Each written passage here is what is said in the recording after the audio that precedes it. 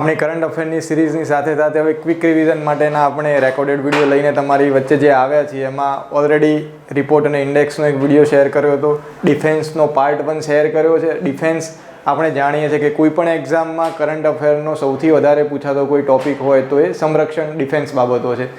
તો એને લગતો પાર્ટ 1માં જે INS Arihant, INS Vikrant, INS Vikramaditya, ALH Mark 3 આવા જે પણ અગત્યના ટોપિક છે જે મોસ્ટ હાઇલાઇટેડ હતા ફર્સ્ટ પાર્ટમાં કવર કર્યા છે, એવા જ કેટલાક હાઇલાઇટેડ ટોપિક આજે સેકન્ડ પાર્ટમાં કવર કરી રહ્યા છીએ. તો માત્ર 1 કલાક જેટલા સમયગાળામાં તમારું આખા વર્ષનું ડિફેન્સનું રિવિઝન થઈ જશે. તો આ વિડીયો જોવાનું ના ચૂકતા, એને લાઇક કરજો, તમારા મિત્રોને શેર કરજો. એક્ઝામમાં 100% ઉપયોગી થશે એવો વિડીયો છે જે શોર્ટ ટાઈમમાં તમારું રિવિઝન કરી લેશે આખું ડિફેન્સનું. તો 100% એક્ઝામમાં પૂછે એવા ક્વેશ્ચન ફટાફટ એને ક્વિક રિવિઝન કરી લઈએ ફાસ્ટ ટ્રેક મોડ પર.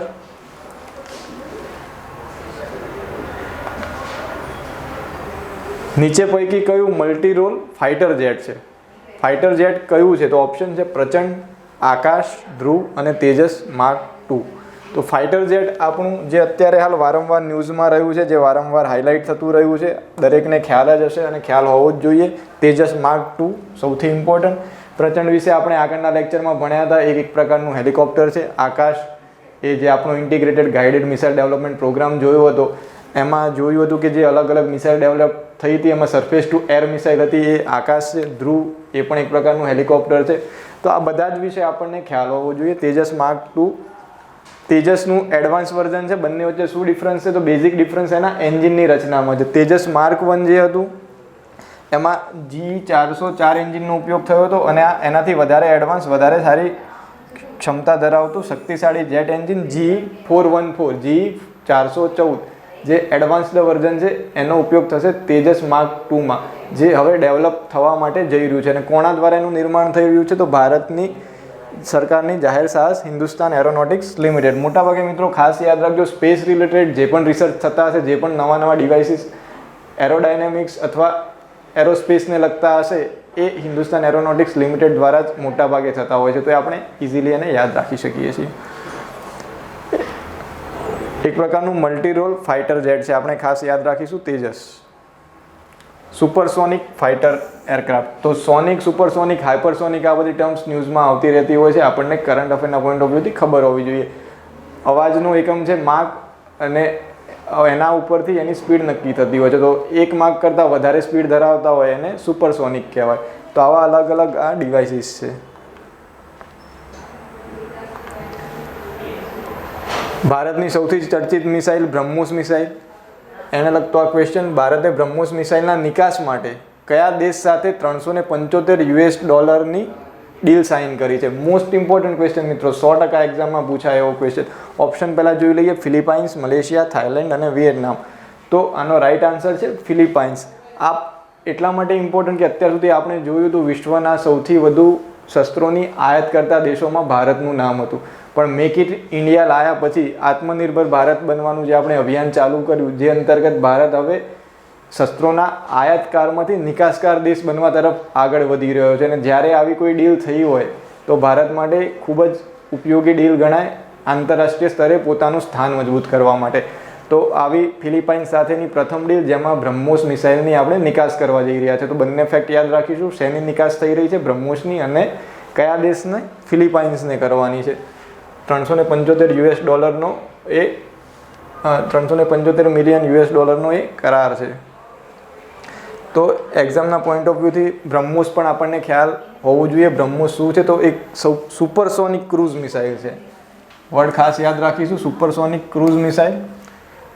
અને $374.9 મિલિયન સોદા ઉપર સાઇન થઈ છે ફિલિપાઇન્સ સાથેના. બ્રહ્મોસ મિસાઇલની વિશેષતા શું છે એ આપણને ફરજિયાત ખ્યાલ હોવો જોઈએ. તો બ્રહ્મોસ એ ભારતની DRDA અને રશિયાની એજન્સી છે NIO, એ બંનેનું NPO બંનેનું સંયુક્ત સાહસ છે. એક કંપની બનાવવામાં આવી છે BrahMos aerospace India limited, BrahMos aerospace limited, જેના દ્વારા બ્રહ્મોસ મિસાઇલનું વિકાસ કરવામાં આવી રહ્યો છે, જેની રેન્જ છે 290 કિલોમીટર. જે તે સમયે ભારત MTCR એટલે કે missile technology control regime MTCRનું Bharat સદસ્ય નહોતું, એટલા માટે એક મર્યાદા કરતાં વધારે ક્ષમતા ધરાવતી મિસાઇલ બનાવવાની પરમિશન હતી નહીં. પરિણામે આપણે 290 કિલોમીટર રેન્જ ધરાવતી મિસાઇલ ડેવલપ કરી હતી. પરંતુ અત્યારે હાલ ભારત MTCRનું સભ્ય બની ગયું છે, એટલા માટે વધારે એડવાન્સ, વધારે મારક ક્ષમતા ધરાવતી બ્રહ્મોસ મિસાઇલનું ડેવલપમેન્ટ ચાલી રહ્યું છે. તો એ ફેક્ટ પણ આપણને ધ્યાનમાં હોવું જોઈએ. તો ઓરિજિનલ અત્યારે હાલ જે ફંક્શનલ મિસાઇલ છે એની ક્ષમતા 290 કિલોમીટર, એ જમીનથી જમીન ઉપર હુમલો કરવા માટે તથા જહાજ વિરોધી હુમલો કરવા માટે સક્ષમ છે. એની સ્પીડ પણ આપણે યાદ રાખીશું 2.8 માક. માક જે મેં આગળ વાત કરી કે ધ્વનિનો એકમ છે, ધ્વનિની સ્પીડ અથવા ઝડપ માપવા માટેનું. તો આ સુપરસોનિક ક્રૂઝ મિસાઇલ છે, એની સ્પીડ 2.8 માક છે, જે અવાજની ઝડપ કરતાં લગભગ 3 ગણી છે. તો બ્રહ્મોસને લગતા આટલા ફેક્ટ ફરજિયાત યાદ હોવા જોઈએ.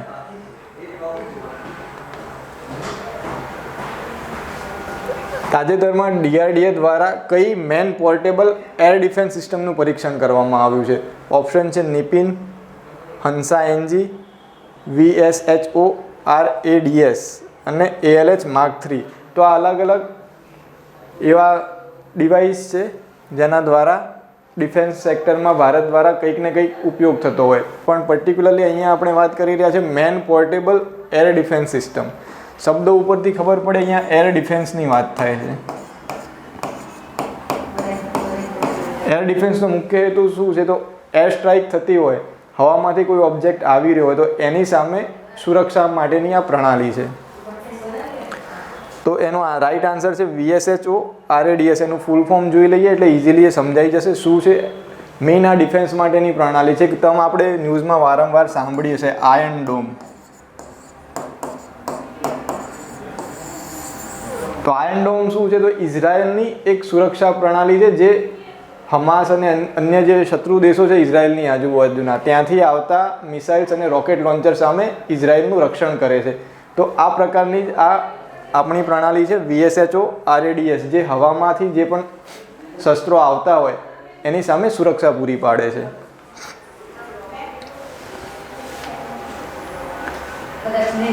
Very short range air defence system, એનું ફૂલ ફોર્મ છે very short range air defence system. એના સફળ પરીક્ષણ DRDO દ્વારા ઓડિશા ખાતે કરવામાં આવ્યા હતા. આપણને એક પણ ખ્યાલ હોવો જોઈએ કે હંમેશા ઓડિશા ખાતે કેમ આ બધા ન્યૂઝ આવતા હોય છે? તો ઓડિશાના ચાંદીપુર ખાતે ઇન્ટિગ્રેટેડ મિસાઇલ ટેસ્ટ રેન્જ આવેલી છે, જ્યાં આવા અલગ અલગ પ્રકારના પરીક્ષણો થતા હોય છે. તો ચાંદીપુર સ્થળને પણ આપણે યાદ રાખીશું. ક્યારેક ન્યૂઝમાં, ક્યારેક એક્ઝામમાં પૂછાઈ શકે, જે વારંવાર ન્યૂઝમાં પણ આવતું હોય છે.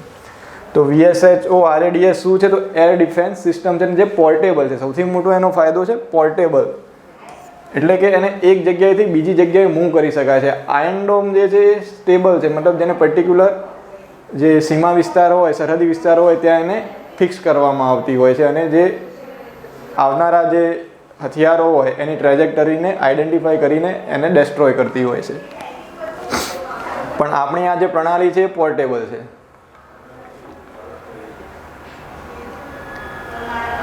ઓછી ઊંચાઈ પરના હવાઈ ખતરાઓને ઓછી રેન્જમાં એ બેઅસર કરે છે, એટલે કે એને સામનો કરે છે. મિસાઇલને સરળતાથી એક જગ્યાએથી બીજી જગ્યાએ લઈ જઈ શકાય છે. એમાં ડ્યુઅલ થ્રસ્ટ સોલિડ મોટર દ્વારા એ ચલાવવામાં આવે છે. તો સોલિડ મોટર એક પ્રકારની સોલિડ પ્રોપેલન્ટથી ચાલતી મોટર છે જેનો ઉપયોગ કરવામાં આવ્યો છે. તો એક્ઝામના પોઈન્ટ ઓફ વ્યૂથી મોસ્ટ ઇમ્પોર્ટન્ટ એર ડિફેન્સ પ્રણાલી VSHO RADS, very short range air defence system, એને ખાસ આપણે યાદ રાખીશું.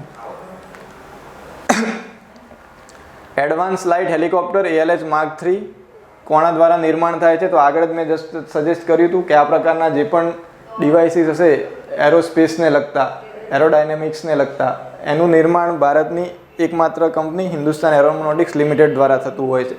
આ સિવાય આ પ્રકારના ઇનોવેશન સાથે સંકળાયેલી અને સંશોધન કરતી કેટલીક સંસ્થાઓ છે એના દ્વારા ક્યારેક કોઈ ડિવાઇસ બનતી હોય છે, પણ જનરલી મોટાભાગે હિન્દુસ્તાન એરોનોટિક્સ લિમિટેડ દ્વારા જ આ પ્રકારની ડિવાઇસ બનતી હોય છે.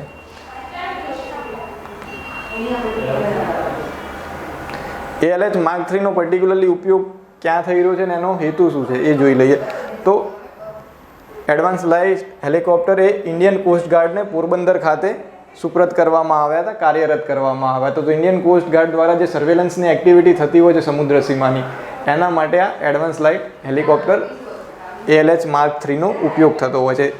એમાં શું શું સુવિધાઓ હોય છે? તો અદ્યતન રડાર હોય છે, ઇલેક્ટ્રો ઓપ્ટિકલ સેન્સર હોય છે, શક્તિશાળી એન્જિન છે, અદ્યતન સંચાર પ્રણાલી છે અને ખાસ પ્રકારની એવી ડિવાઇસ છે કે જે સર્વેલન્સમાં એટલે કે કોઈ પણ વસ્તુની જાસૂસી કરવા માટે અથવા તો સીમાની સુરક્ષા માટે એનો ઉપયોગ થઈ શકે. તો ALH Mark III શું છે? એક પ્રકારના હેલિકોપ્ટર છે અને ઇન્ડિયન કોસ્ટ ગાર્ડ દ્વારા એની સેવા લેવામાં આવી રહી છે. બે ફેક્ટ ખાસ ખ્યાલ હોવા જોઈએ. અને કોના દ્વારા નિર્મિત? તો હિન્દુસ્તાન એરોનોટિક્સ લિમિટેડ દ્વારા. ભારતનું એક જહાજ ન્યૂઝમાં હતું હમણાં. ભારતીય નૌસેનાનું કયું જહાજ કેપ-2 રિયો સ્પર્ધામાં ભાગ લેવા જશે? તો આ એક પ્રકારની સ્પર્ધા છે જે ટ્રાન્સ એટલાન્ટિક રેસ તરીકે પણ ઓળખાય છે. આપણે જાણીએ છીએ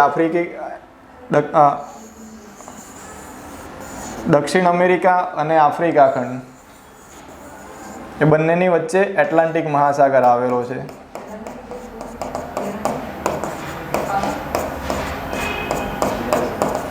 દક્ષિણ અમેરિકામાં અહીંયા બ્રાઝિલ ખંડ આવેલો છે, બ્રાઝિલ દેશ આવેલો છે. એનું એક પ્લેસ છે રિયો દી જાનેરો. અને અહીંયા સાઉથ આફ્રિકા ખંડમાં આવેલું છે, જેનું એક સિટી છે કેપટાઉન. એટલે રિયોથી કેપટાઉન સુધીની આ રેસ થવાની છે, રિયો ટુ કેપ. એમાં ભાગ લેવા માટે ભારતનું એક જહાજ ગયું છે જેનું નામ આપણને ખ્યાલ હોવો જોઈએ, જેનું નામ છે INSV તારિણી. તો આ એક પ્રકારનું સેલ વેસલ છે, સેઇલિંગ કરવા માટે, દરિયાઈ સેઇલિંગ માટે વપરાતું આ જહાજ જે આમાં પાર્ટિસિપેટ કરવા જઈ રહ્યું છે. ખાસ યાદ રાખીશું. તો કેપટાઉન અને રિયો દી જાનેરો વચ્ચે ટ્રાન્સ એટલાન્ટિક રેસ થતી હોય છે, એક સ્પર્ધા થતી હોય છે જેમાં એ પાર્ટિસિપેટ કરવાનું છે.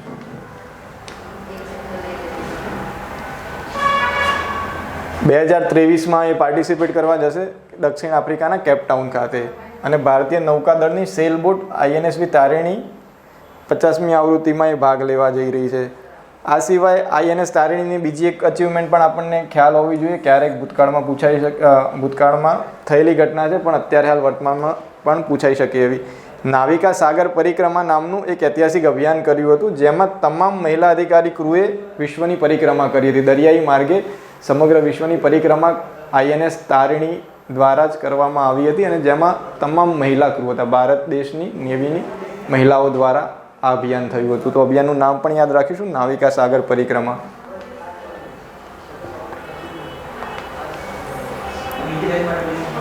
અલગ અલગ યુદ્ધ જહાજો ન્યૂઝમાં રહેતા હોય છે. એવું એક યુદ્ધ જહાજ છે INS મર્મગાંવ. એનું નિર્માણ કયા પ્રોજેક્ટ હેઠળ કરવામાં આવ્યું હતું? ઓપ્શન છે project 15B, project 75, project 17A અને પ્રોજેક્ટ 16. તો આ તમામ પ્રોજેક્ટ એક્ઝામના પોઈન્ટ ઓફ વ્યૂથી મોસ્ટ ઇમ્પોર્ટન્ટ. હાલ જે આપણે INS મર્મગાંવની વાત કરી રહ્યા છે એ પ્રોજેક્ટ 15B અંતર્ગત નિર્માણ પામેલું એક સ્ટીલ્થ ગાઇડેડ મિસાઇલ ડેસ્ટ્રોયર છે, મિસાઇલ ડેસ્ટ્રોયર. પ્રોજેક્ટ 75 શેનો છે એનો એક અલગથી વિડીયો પણ શેર કર્યો છે, આગળ કરંટમાં પણ આપણે જોયું હતું. સબમરીનના નિર્માણ સાથે સંકળાયેલો ભારત સરકારનો મહત્વાકાંક્ષી પ્રોજેક્ટ. તો 75 શેના સાથે સંકળાયેલો છે? સબમરીનના નિર્માણ સાથે, જેમાં electric submarine, diesel electric submarine અને ન્યુક્લિયર સબમરીન પણ ભવિષ્યમાં બનાવવાનું આયોજન છે. પ્રોજેક્ટ 17A એના વિશે આગળ આપણે જોવાના જ છે ડિટેલમાં. એ સ્ટીલ્થ ફ્રિગેટ.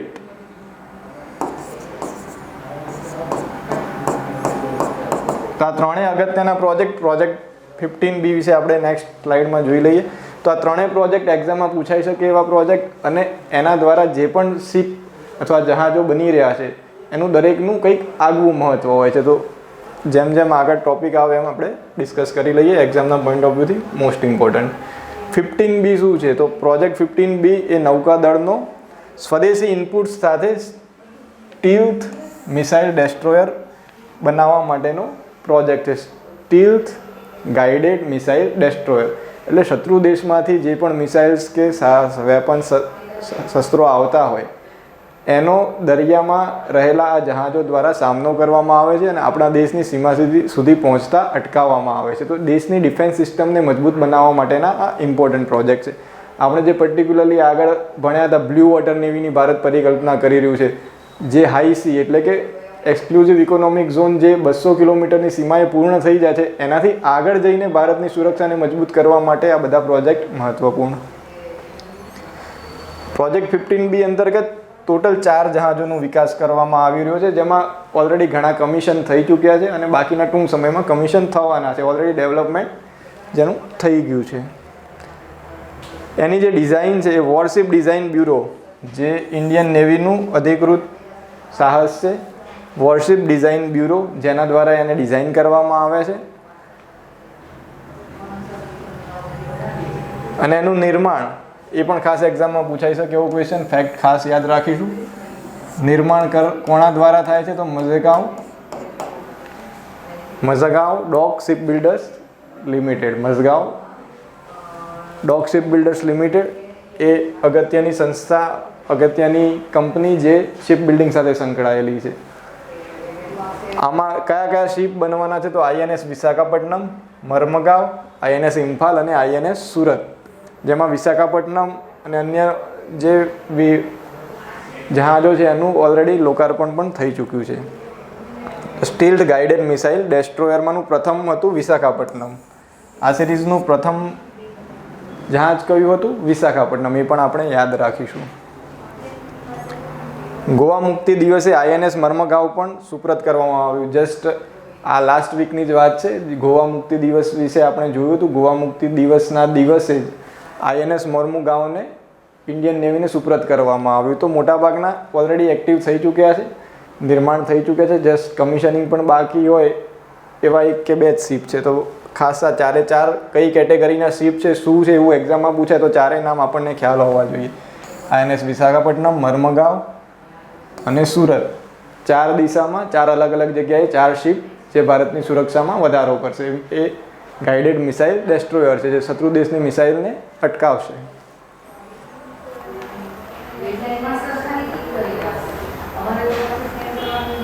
બીજો એક એક્સપોર્ટને લગતો ક્વેશ્ચન. ભારતે પ્રથમ વખત કયા દેશને પિનાકા મિસાઇલ સિસ્ટમની નિકાસ કરવા માટે કરાર કર્યો છે? પિનાકા ભારતની મલ્ટીબેરલ રોકેટ લોન્ચર પ્રણાલી છે, જે એક્સપોર્ટ કરવાની છે. કયા દેશને કરવાની છે? તો ઓપ્શન છે વિયેતનામ, આર્મેનિયા, અઝરબૈજાન અને શ્રીલંકા. તો આનો રાઈટ આન્સર છે અર્મેનિયા. અર્મેનિયા અને અઝરબૈજાન 2 પાડોશી દેશો છે, જેમના વચ્ચે સંઘર્ષ ચાલી રહ્યો છે. આ પરિસ્થિતિમાં પોતાની સુરક્ષા પ્રણાલીને મજબૂત બનાવવા માટે આર્મેનિયાએ ભારત પાસેથી પિનાકામ સિસ્ટમ ખરીદવા માટે તૈયારી દર્શાવી હતી અને આ કરાર થયા હતા. $250 મિલિયનના સોદા ઉપર હસ્તાક્ષર કરવામાં આવ્યા હતા. સ્વદેશી રીતે વિકસિત છે મલ્ટીબેરલ પિનાકા રોકેટ લોન્ચર, જે ટેન્ક વિરોધી છે અને દારૂગોળો પહોંચાડવા માટે પણ સક્ષમ છે. તો ફર્સ્ટ ટાઈમ આ પિનાકા મલ્ટીબેરલ રોકેટ લોન્ચિંગ સિસ્ટમ જે છે એને આપણે એક્સપોર્ટ કરી રહ્યા છીએ. એક્સપોર્ટ માટે આગળ એક ફિલિપાઇન્સ જોડે ડીલ કરી હતી બ્રહ્મોસ માટે, અને આ બીજી ડીલ થઈ એક્સપોર્ટ માટેની અર્મેનિયા સાથે. તો એ બંનેને આપણે યાદ રાખીશું.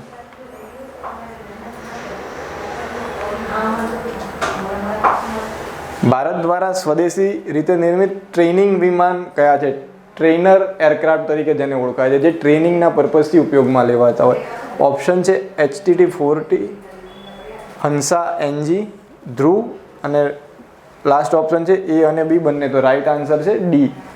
HTT-40 અને હંસા NG બંને એક ખાસ પ્રકારના ટ્રેનર એરક્રાફ્ટ છે. 2 અલગ અલગ સંસ્થાઓ દ્વારા વિકસિત કરવામાં આવે છે, જેનો ઉદ્દેશ ટ્રેનિંગ આપવાનો છે. પાયલોટને ટ્રેનિંગ આપવા માટે વપરાતા એરક્રાફ્ટ છે. HTT-40 વિશે પહેલાં થોડું ઓવરવ્યૂ લઈ લઈએ. તો HTT-40 શું છે? તો હિન્દુસ્તાન ટર્બો ટ્રેનર, નામ પરથી જ ખ્યાલ આવી જાય, હિન્દુસ્તાન ટર્બો ટ્રેનર. અને કોના દ્વારા બન્યા હશે? તો કંપની જનરલી ટાટા ઇન્ડિકા હોય તો એ ખ્યાલ આવી જાય કે ટાટા દ્વારા જ બની હોય. એમાં હિન્દુસ્તાન ટર્બો છે તો હિન્દુસ્તાન એરોનોટિક્સ લિમિટેડ દ્વારા જે વિકસિત હોય. એ મહત્તમ 1000 કિમી સુધીનું અંતર કાપી શકે છે.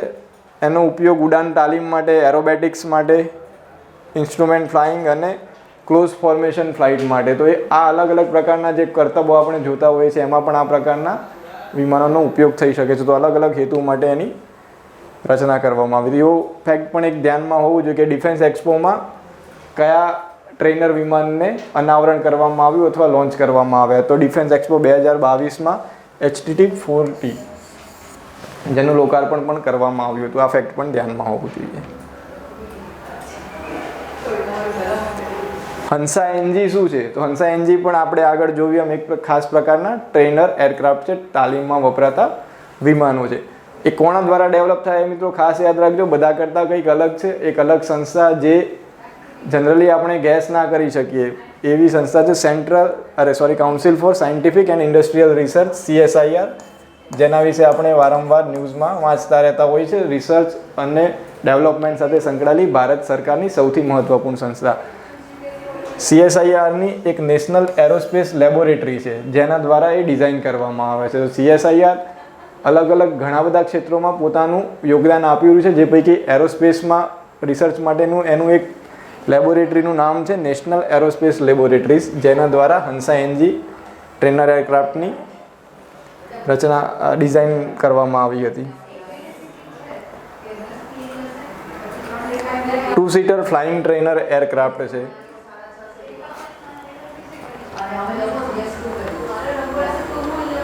INS નિર્દેશકનું નિર્માણ કઈ કંપની દ્વારા કરવામાં આવ્યું છે? એક INS નિર્દેશક એક ખાસ પ્રકારનું વેસલ જેનું નિર્માણ કોના દ્વારા કરવામાં આવ્યું? ઓપ્શન છે CSIR, HAL, Garden Reach ship builders engineer limited અને કોચી શિપ બિલ્ડર્સ લિમિટેડ. તો INS પરથી આપણને ખબર પડી જાય કે આ નેવલ શિપ છે. નેવલ શિપ હોય તો નેવલ શિપના નિર્માણ સાથે સંકળાયેલી 2 કે 3 સંસ્થાઓ છે. કોચી શિપ બિલ્ડર્સ લિમિટેડ, એક મઝગાંવ ડોક શિપ બિલ્ડર્સ લિમિટેડ અને ત્રીજી છે ગાર્ડન રીચ શિપ બિલ્ડર્સ અને એન્જિનિયર. તો આ 3 પૈકીની કોઈ એક જ સંસ્થા એનો આન્સર હોય. અહીંયા રાઈટ આન્સર છે Garden Reach ship builders and engineers. તો ભારત સરકારના જાહેર સાહસ છે આ બધા, જે અલગ અલગ નેવલ શિપ્સનું વિકાસ કરવાનું કાર્ય કરી રહ્યા છે. તો INS નિર્દેશક બેઝિકલી શું છે? તો એક પ્રકારના સર્વે વેસલ છે લાર્જ કેટેગરીના, SVL તરીકે ઓળખવામાં આવે છે. સર્વે વેસલ લાર્જ એટલે કે પ્રમાણમાં મોટા સર્વે વેસલ્સ. એનો ઉદ્દેશ શું છે એ પણ જોઈ લઈએ અને કોના દ્વારા નિર્માણ થાય છે. એનું નિર્માણ Garden Reach ship builders and engineers તથા એક ખાનગી કંપની છે L&T, બંને દ્વારા સંયુક્ત રીતે એનું નિર્માણ થઈ રહ્યું છે. તો એ પણ આપણા ધ્યાનમાં હોવું જોઈએ, કઈ ખાનગી કંપની દ્વારા એનું નિર્માણ થયું છે એવો ક્વેશ્ચન પણ કદાચ પૂછાઈ શકે. તો L&T ને યાદ રાખીશું. GRAC અને L&T દ્વારા સંયુક્ત રીતે નિર્મિત છે. INS નિર્દેશકનું ચેન્નાઈના કટ્ટુપલ્લી ખાતે એનું લોન્ચ કરવામાં આવ્યું હતું.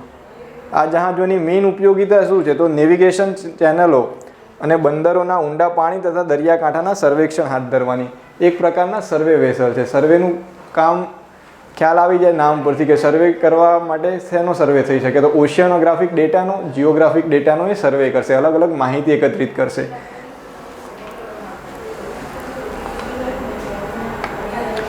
નાગરિક તેમજ સંરક્ષણ એપ્લિકેશનો માટે ભૌગોલિક અને સમુદ્રીય ડેટા એકઠા કરશે.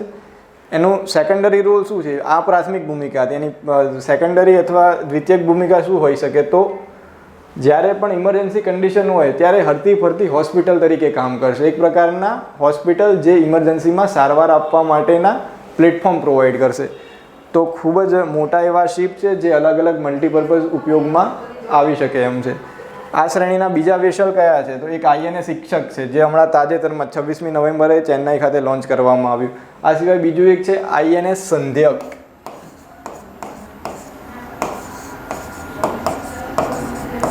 તો આ 3 નામ યાદ રાખીશું. INS નિર્દેશક સૌથી પહેલા, સેકન્ડ નંબરે INS શિક્ષક અને ત્રીજા નંબરે INS સંધ્યક. તો આ 3 નામ મગજમાં ફિટ થઈ જવા જોઈએ કે સર્વે સાથે સંકળાયેલા આ વેસલ છે. સર્વેક્ષણની કામગીરી કરતા અગત્યના વેસલ, જેનો ઉપયોગ પણ આપણે જોઈ લીધો.